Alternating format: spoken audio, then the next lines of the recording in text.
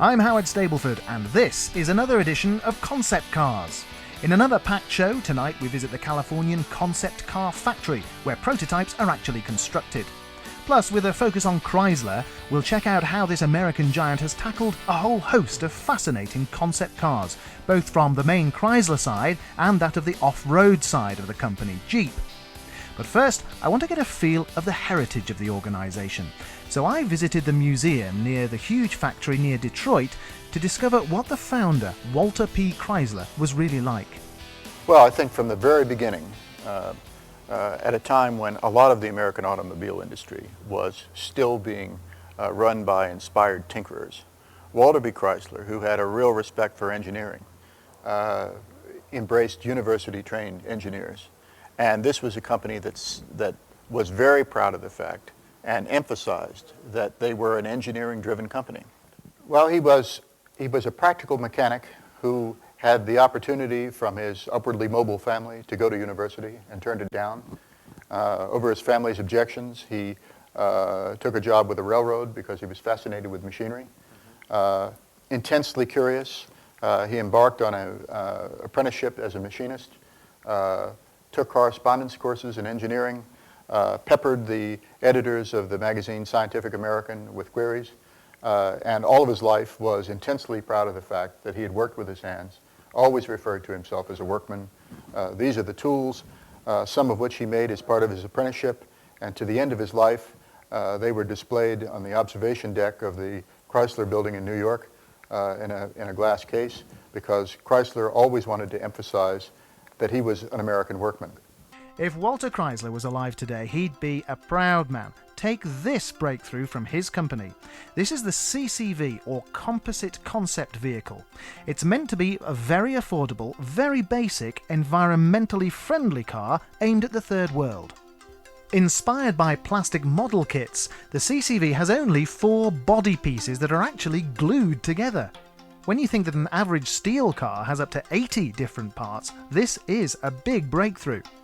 Those 4 pieces are the minimum number that you can make and still get structural strength by bonding the two together and making the two halves come together. So it's really the minimum number of pieces that could be conceived of in making a body. The plastic body piece idea means that if the CCV were to be manufactured, they reckon that it would take 1/3 of the time to manufacture the car in a plant 1/10 the space for 1/5 the cost. But that's not all. You're looking at a virtually 100% recyclable car. The polyester resin the shells are made from is the same stuff as lemonade bottles. Well, the material we use, we call it PET. It's fundamentally, it's the same pop bottles you buy at the store, and then we reformulate it to some degree, and we add chopped glass to it for structure. It takes about, if you had a 2-liter bottle, it takes about 2,000 bottles to make this main body. But that's not all. Oh no. The Composite Concept Vehicle is so lightweight that it's very efficient at using its fuel. It'll get over 50 miles to the gallon, and it should cost under $4,000 brand new. But that's not all. Even the tools needed to build the CCV cost 33% less than standard tools. Well, all this sounds far too good to be true, and I'm afraid I have to tell you the 2 major problems in the way of production here. Firstly, this plastic car has to have a matte finish. You could polish it all day in your drive and it won't get shiny. Would punters really buy a non-glossy car? More importantly though, because it's created with so many plastics, passing USA and European crash standards without a steel skeleton will be a challenge, if not impossible. A nice idea, but this is a project which looks like it will be tied up in too much red tape to continue. Concepts have always been important for the Chrysler Corporation. Indeed, there's recently been a book published called Modern Chrysler Concept Cars, the Designs That Saved the Company. So let's dig deeper into this story by looking at some of their recent creations. Dodge is a division of Chrysler, and not just an instruction written on the front of trucks for the benefit of pedestrians. Here's the Dodge Razor, designed in association with the design house which started the aluminium scooter craze in the States. In fact, you even get a Razor scooter built into this concept in case you break down. Perish the thought. They were inspired by classic European sports cars from the 1960s, but maybe on first glance it looks a bit like a dog's dinner of styling ideas. But if it's to appeal to the youth market, then it does its job with that aggressive stance and almost Audi TT type low-sloping roofline. The front windscreen looks a bit Ford Anglia for my taste, but overall this is a machine with attitude, and I love those wheels.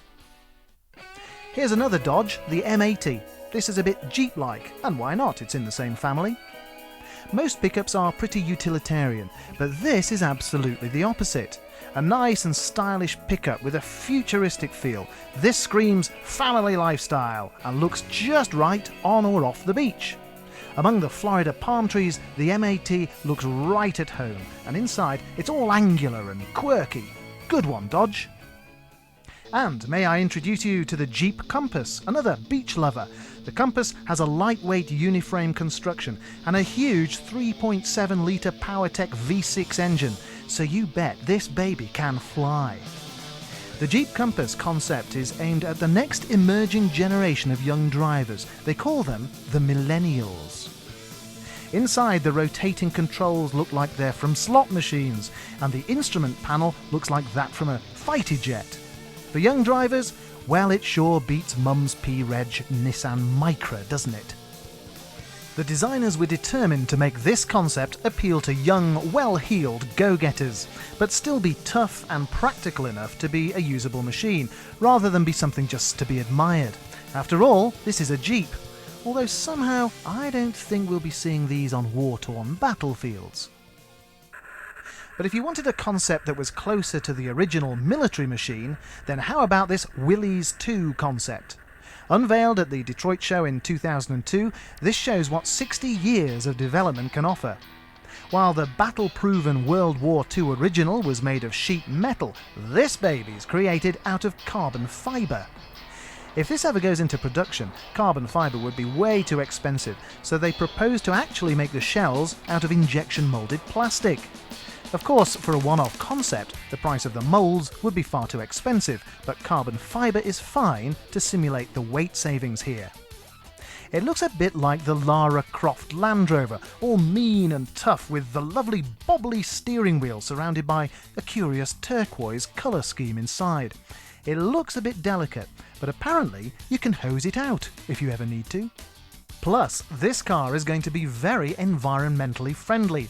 As Chrysler tell us, the Willys 2 has been designed to have a go-anywhere, do-anything attitude, but also has been developed to exist in ecological harmony with nature. So tell that to the angry farmer when you're bombing your 4x4 through his fields. Another military legend is the Hummer, of course, and maybe shades of that huge vehicle are in this next concept, which Chrysler call the Jeepster. At home on the beach, rather than a battlefield, the huge wheels and low-slung appearance give it a beach buggy look, though under the bonnet there's a beefy 4.7 litre V8 overhead cam power plant that should get you out of any serious sandpit. There's a nice use of leather inside, and the purple and orange seats, they sort of grow on you. But here's our favourite Chrysler concept of recent years. It's called the Kronos. This is a car that exudes statesmanship. Look at the sleek lines, the perfect proportions, and the head-turning details on this fantastic concept car. The front looks a bit like a Cadillac with the familiar egg crate grille, but Chrysler have tried to design from the ground up an executive limo that really offers something different from your Commoner Garden 7 Series A8 or S-Class. It has a massive wheelbase, over 13 feet long. With a plusher-than-plush interior, leather everything, the fact that by leaning on a button reveals a motorised cigar box doesn't surprise at all.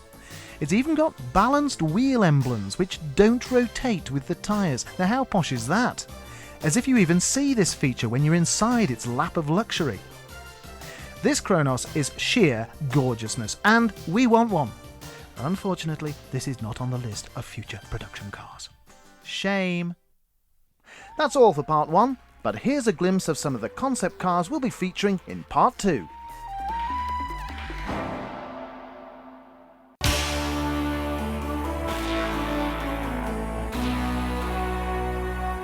Hello, this is Howard Stableford and welcome back to the programme.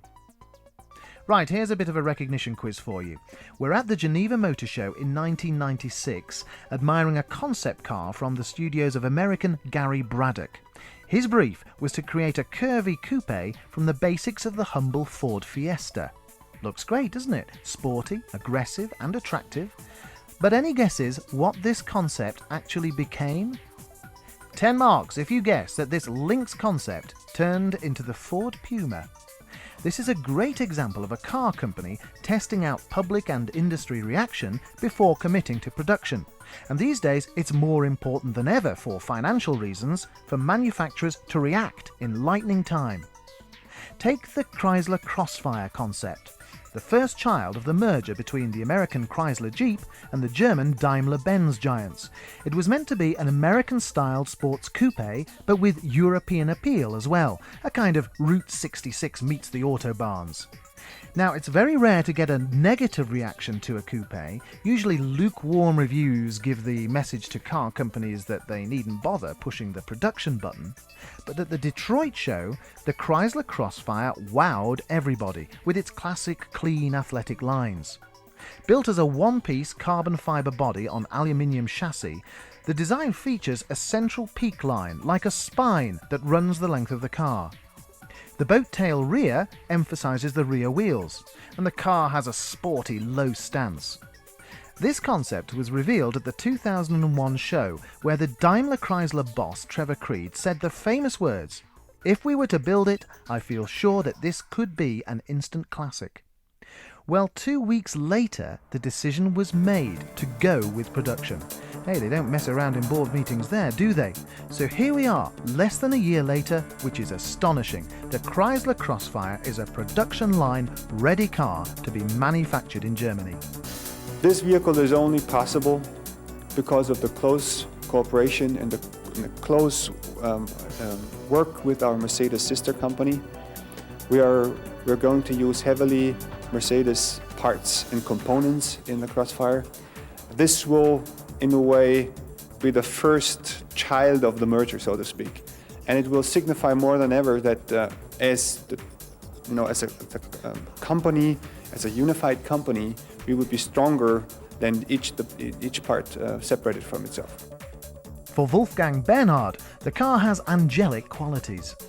The first thing is that from a marketing and customer point of view, we have now this halo out there that is very important, and it will give radiance and give a glow to the whole brand. That's a very much a very important thing. Secondly, with the Crossfire we have a very sound and strong business case. So we also make money on that vehicle. That's important, I think, especially at these times. It's important to have winners also on the economic side. And thirdly, I think we prove something with this vehicle. We prove something as a company that we as a company are able, within 2 years, to bring a vehicle on the market after showing it as a concept car in Detroit, making decisions fast, getting the business case and the feasibility and technical feasibility done within a couple of months, and making the decisions in a time when nobody expects that the company like us is able to invest into the future. We're doing it, and then in a very short period of time, 1 year showing the production car, 2 years later, we're out there on the street. The Crossfire is a very light car, but powered by a 2.7-litre, 275 brake horsepower V6 engine. Imagine that performance. Chrysler must realise the potential here, as they've even installed a G-force meter as standard. Wonder if you get a parachute as well. When car companies have to decide whether to produce a concept or not, they always talk about what segment it should fit into. That's sports utility, MPV, executive, and so on. Well, Chrysler is one of the companies that seem not to follow this way of thinking so strictly, as they tend to bring out cars which they think will sell well, ignoring these segments or categories. So what is the Pacifica concept? Chrysler themselves call it a kind of MPV with shades of their own PT Cruiser. But it isn't. It's really for people who don't want the wacky gangster styling of the PT Cruiser and also don't want the bulk of the Voyager. Inside, it's all pretty conservative. A neat touch, though, is having the sat-nav screen with the speedo. And the seating arrangements are as flexible as an MPV can be. The Pacifica, nothing truly groundbreaking here, but with a recent decision that this car will actually be produced, it's a sensible and much-needed addition to the Chrysler range. The PT Cruiser has been a great success in the States, where it seems everybody wants to drive around in these miniature gangstermobiles. In Europe, we've been a little bit more lukewarm, but now convertible fans are in for a treat, as this concept shows what would happen with the top cut off. Lower and sleeker than the original, the PT Cruiser convertible seems to have more attitude in this incarnation and has nice touches to the interior. When the top is up, it seems to have a sort of fastback stance. But hold on to your checkbooks, folks. This is only a concept car.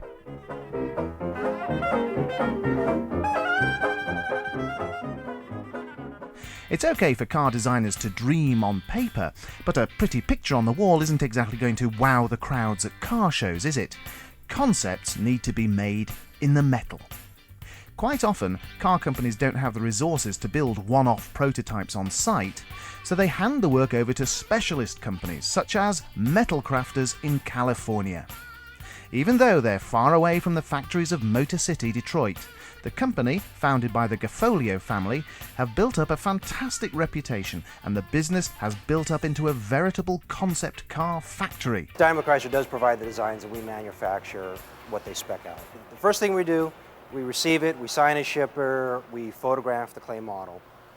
From there, we scan it, what we call white light scanning. And from that information, we basically develop cutter path information. The vehicle is brought over to the 5-axis machine, and from there we actually cut the other side of the vehicle, the non-master side. They're working with clay at this stage, and lines are cut into the clay with enormous precision. Although computerization is everywhere, there's no substitute sometimes for careful work by hand. I bet this guy enjoyed playing with plasticine when he was a kid. Now he gets paid for it. And sometimes the whole affair can get rather messy. All basically the second surfaces of the vehicle, and from there it gets molded again, and from there it goes into the build bay, as you see right here. And there it's set up in a spatial grid, and the tooling is set up in a point to where we can always come back and reference the chassis and all the interior later on. And from there, it basically engineering takes over. They design a chassis and or a floor pan, and depending on the type of vehicle, whether it's a carbon fiber or a steel vehicle, will determine its process. Concept cars don't just use a set of alloys off the shelf at the chain store. Everything has to be made from scratch, a costly affair. They're expensive. They're very expensive. Now, what's that lurking in the background? Any guesses? You know, this is really incredibly precision work, and every millimetre counts. Wouldn't you love to work in a place like this? Not just churning out production cars, but creating something new and exciting. There is different technologies. We have a few of them. We have a selective laser sintering machine that basically creates products from CAD data, and we use the products as the final part, versus other technologies that give you a good pattern, but from the pattern you need to go to tooling or any kind of mold making to get to your part. Here we're using the parts, you know. Here's a PT Cruiser that's having the concept treatment on it for a show display. Neat. Pick a part, any part. This area of the Metal Crafters factory includes a series of pressing machines that can stamp out a variety of body shapes, but since only one of each is required, it works out to be very expensive. And of course, the metal shapes never come out perfectly trimmed, so a little tidying up by hand is required. The logistics of following all the projects through every stage is quite complicated. These body shells look in a very sorry state in their early stages compared to the flashy designs they're working to, but Rome wasn't built in a day, and neither are concept cars. When the body's pretty much done as far as a steel body or a carbon fiber body, the components from the interior are ready to be put into the actual vehicle. And from there, we do what we call a dry fit. We dry fit the complete vehicle with lamps and lighting interior. Hopefully by then we'll have this suspension drivetrains in, we bolt those up, and we completely basically finish the car to a point where, okay, it's ready to go, we take it apart, goes to servicing, gets surfaced, gets painted, comes back, and then we final assemble the vehicle. Note this project is simply called Job Number 886 Chrysler Small. There's no point in too many people knowing what name this secret concept car is going to eventually become. Loads of jobs to do today. What do you fancy tackling?